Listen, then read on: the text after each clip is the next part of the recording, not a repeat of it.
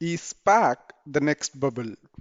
Will it be the trigger for next stock market crash? That's what we are going to discuss in this episode of Market Secrets. SPAC or Special Purpose Acquisition Companies raised around $300 billion in the year 2021 so far. These are blank check shell companies that have no operations or a business plan other than to acquire a private company using the money raised through an IPO, thereby enabling the private company to go public quickly. So most of the SPACs are generally worthless companies. Yes, you will get some very good companies through SPAC, but almost majority of the companies will be worthless. Let me simplify SPAC. In general, if any company needs to go public, they need to fulfill a lot of conditions. To avoid this, private companies take SPAC route. It's a backdoor for the private firms to go public without bothering with the tedious IPO or direct listing process. They will first create a SPAC or a shell company and use this company to raise money by going public through IPO, and later they will merge or acquire their original private company using the money they got from the IPO. This route is now used by a lot of worthless companies to go public. You may ask, why would people invest in such companies? SPACs must identify firms they can merge with within the 24 months after they have raised their funds. So once their IPO is out, they need to identify the firms and merge within the next 24 months. Otherwise, they will be wound up and IPO proceeds should be returned to the investors along with the interest.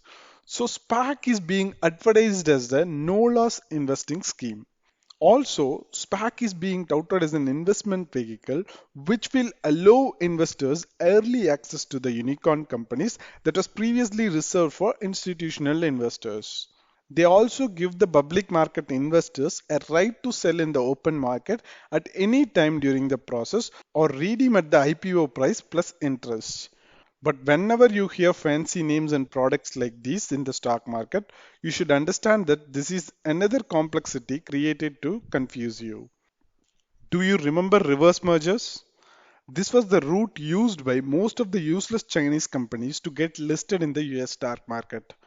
In a standard reverse merger, a successful private company merges with an listed empty shell company to go public without paperwork and rigors of traditional IPO.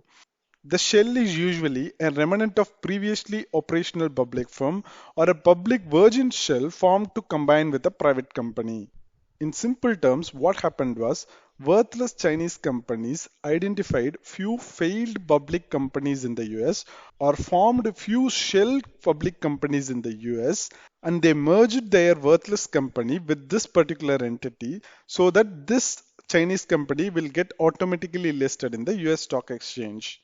This will then be sold to investors as a successful company.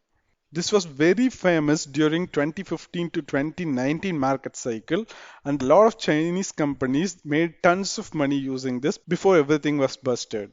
SPACs are slightly different from reverse mergers but are very similar.